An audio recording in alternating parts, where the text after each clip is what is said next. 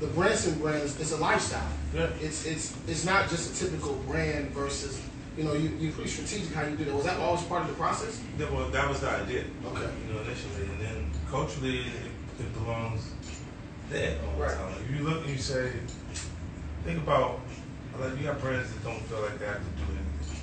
Like, Right. with Cristal, they had a article about that. Armand, yeah. They had an Ace of article. Spades, yeah. No, Cristal. Cristal, okay, Cristal. They put an article out where they don't feel like they have to do anything marketing-wise to keep the brand functioning, and I don't believe that. I Right. think you got to be active, be out there. Like Hennessy was better than Cavassier to me because it was connected to our culture Right. and music culture. How many times you heard them make references to Hennessy as music? Well, you know, like this would be one of those things that Branson replaces. Yeah, because it's already like winning so many awards. I mean, it's really taken over, especially when you talk about towards the latter part of the year, where people, the brand, the recognition, the bottles, like, you know, we got the Phantom, we got the VSOP Grand, the Red, like, that was all strategically done. I know you did a lot of that kind of stuff. Yeah, I even did the actual design of the bottle. Right. So I didn't use a design firm to create these things. It's a passion project. Right. And a lot of artists and celebrities, they get behind brands and shit promoting it. This is not the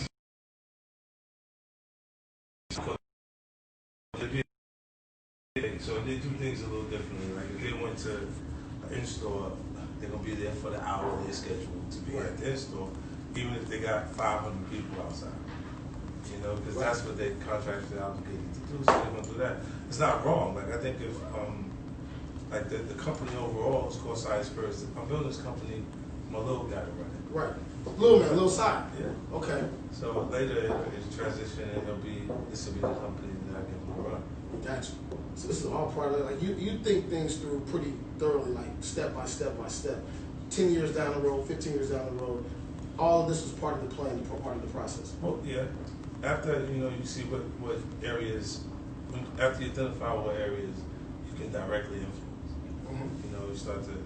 I like to do things that I know I can affect the marketing process. Like in Power in the beginning, Power series, I took $17,000 per episode. You took $17,000 per episode. And I'm acting in the show, and I was the executive producer of the show. And you know they paid me more just to go to the nightclub. Right. Not even to perform, just to go hang out. So what I'm doing it is to get them invested in the idea, and then as they grew, started doing better and better. And the overall deal situation comes in, and then they pay me later. They gave it to me, but they gave it to me later. Gave it to you later, but you got the bag. Yeah. You're getting a lot of bags. I mean, you got how many TV shows going right now? Currently 16 total. Man. So, Chaotic, I think, man, we might have to talk to the whole team about maybe, some, Christmas time coming, some bonuses, stuff like that. What you got to do with TV? What you got to do with TV? All of a sudden, I didn't want to bonus. You know what? I got one television. I got Power. You got the #1 show on ABC right now too, For Life. Yeah, For Life. That show is based on Icy Wright Jr.'s story, and it just when he came to me, he was breaking it down to me, and I was Googling whether it was true at the same time, because I didn't believe it. Like, this guy, he represented himself. He got sentenced to 70 years plus life. 70 years plus life. Plus life. I mean, you ain't coming home. Yeah, the first person convicted under the Kingpin statute in New Jersey, and studied law while he was incarcerated, and became a prison rep, represented other inmates until he came good enough, was able to use working on their cases to create case law that helped him his case. And he came back and he was able to work himself out of jail. He's currently running for mayor. Yeah, I was running for mayor. I started. I mean, you post a lot of different things, and you post. Yeah, I'm excited for him, man. Yeah. Like, he's the kind of guy that doesn't lose.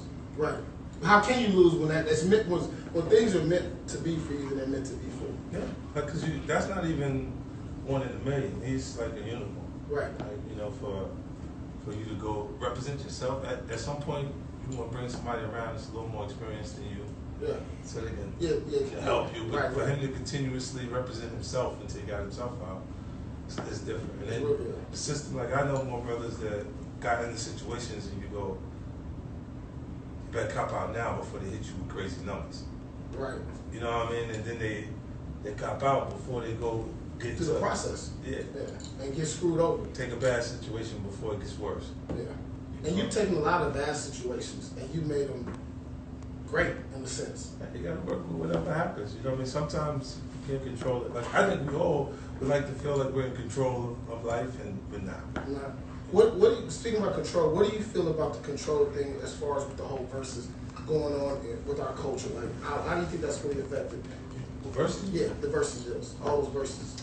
Man, that's something I thought was happening because we were stuck in the house. Right. Like it came when we pandemic, everybody's in the house on lockdown, and it was cool to do that. And then I'm comfortable with the success I've had in music. I don't have to try to recreate it. Right.